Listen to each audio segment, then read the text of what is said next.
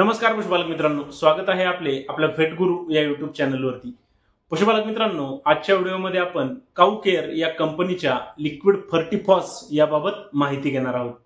पशुपालक मित्रांनो, या औषधाचा वापर आपण कुठे करायचा, या औषधाचा डोस आपण किती द्यायचा व या औषधाच्या वापरामुळे आपल्याला आपल्या पशूंमध्ये कुठले फायदे होतात व या औषधाचा वापर आपण आपल्या पशूंमध्ये कुठले आजार झाल्यावरती करू शकतो, ही संपूर्ण माहिती आजच्या व्हिडिओमध्ये आपण घेणार आहोत। पशुपालक मित्रांनो, व्हिडिओ सुरू करण्याआधी आपल्याला एक विनंती आहे, आपण जर चॅनलवरती नवीन असाल तर चॅनलला सबस्क्राइब करा। आपल्याला जर व्हिडिओ आवडला तर व्हिडिओला लाईक करा आणि आपले जे पशुपालक मित्र आहेत त्यांच्यासोबत व्हिडिओ नक्की शेअर करा। पशुपालक मित्रांनो, दुग्ध व्यवसाय करत असताना आपण आपल्या पशूंच्या शरीरामध्ये जी फॉस्फरसची गरज आहे ती भरून काढणे खूप गरजेचे आहे।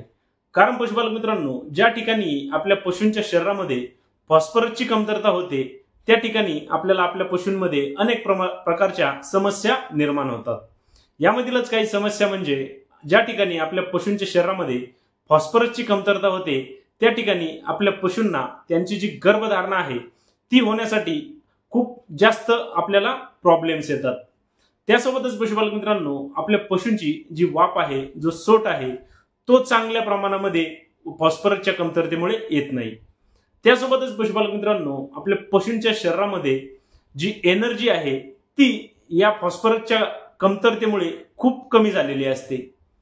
तसेच पशुपालक मित्रांनो, फॉस्फरसच्या कमतरतेमुळे आपल्या पशूंची जी वाढ आहे, आपल्या पशूंचे जो विकास आहे तो देखील कमी होतो।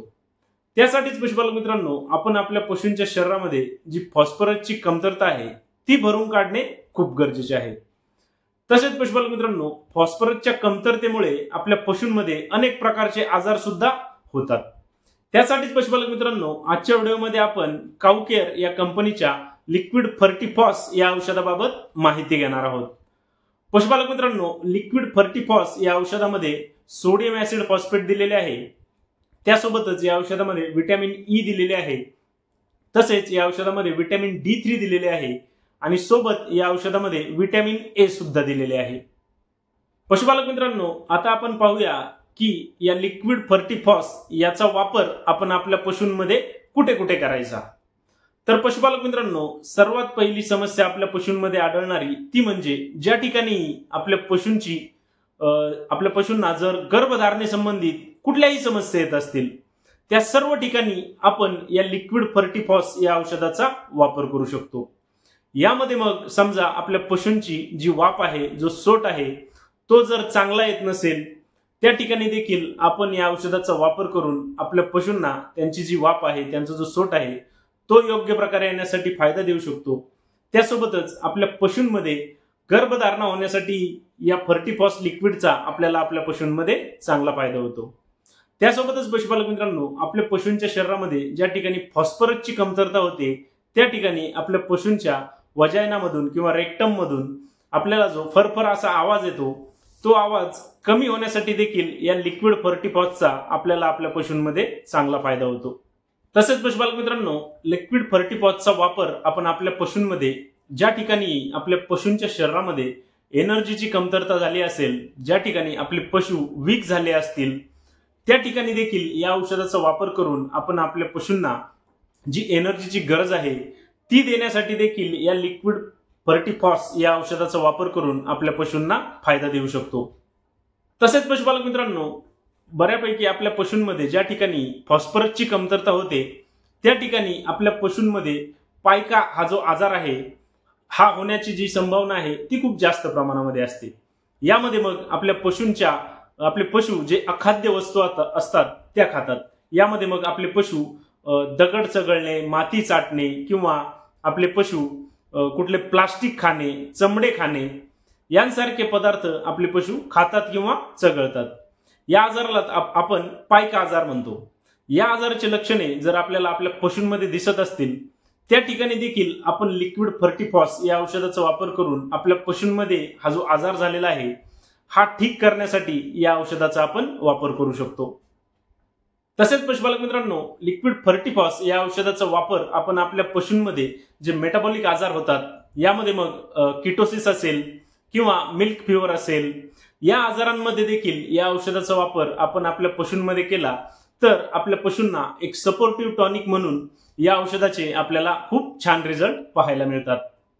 तसेच पशुपालक मित्रांनो, आपल्या पशूंमध्ये जर हिमोग्लोबिन युरिया हा आजार झाला असेल, यामध्ये मग आपल्या पशूंच्या जी लघवी आहे तिचा जो कलर आहे तो लालसर येत असेल, त्या ठिकाणी देखील आपण या लिक्विड फर्टिफॉसचा वापर करून आपल्या पशूंना लवकरात लवकर ठीक करण्यासाठी मदत करू शकतो। यामध्येही या लिक्विड फर्टिफॉस या औषधाचा आपल्याला खूप छान रिझल्ट पाहायला मिळतो। या औषधाचा वापर आपण आपल्या सर्व प्रकारच्या पशूंमध्ये करू शकतो।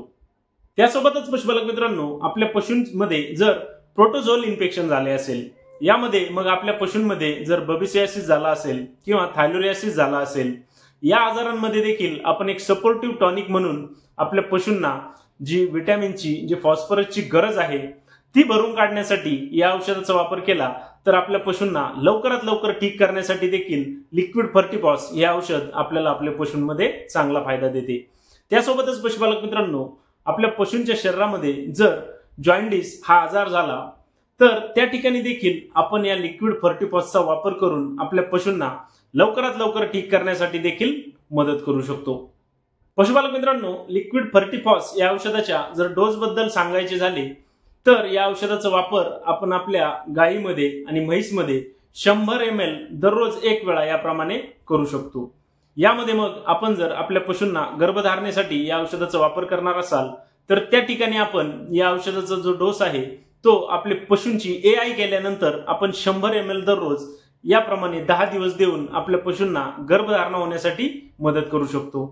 त्यासोबतच पशुपालक मित्रांनो, या औषधाचा वापर आपण जर आपल्या शेळी मेंढींमध्ये करणार असाल तर त्या ठिकाणी आपण सकाळी 10 ml आणि संध्याकाळी 10 ml अशा 20 ml दिवसातून एक वेळा किंवा 10 ml दिवसातून 2 वेळा याप्रमाणे ही औषध आपण आपल्या शेळी मेंढींमध्ये वापरू शकतो। तसेच आपण जर आपल्या कालवडींमध्ये या औषधाचा वापर करणार असाल तर त्या ठिकाणी आपण 50 मिली दिवसातून एक वेळा याप्रमाणे या औषधाचा वापर करू शकतो। त्यासोबतच पशुपालक मित्रांनो, आपण जर आपल्या पशूंमध्ये ज्या ठिकाणी हिमोग्लोबिन युरिया या आजाराचे जर धोके झाले असतील त्यामध्ये या लिक्विड फर्टिफॉसचा वापर करणार असाल तर त्या ठिकाणी आपण 100 मिली सकाळी आणि 100 मिली संध्याकाळी याप्रमाणे 200 मिली याप्रमाणे या औषधाचा वापर करून आपल्या पशूंना फायदा देऊ शकतो। पशुपालक मित्रांनो, आपल्याला जर आजचा व्हिडिओ आवडला असेल तर व्हिडिओला लाईक करा। आपण जर चॅनलवरती नवीन असाल तर चॅनलला सबस्क्राईब करा आणि आपल्याला जर कुठल्या शंका असतील तर कमेंट बॉक्समध्ये मला नक्की कळवा। धन्यवाद।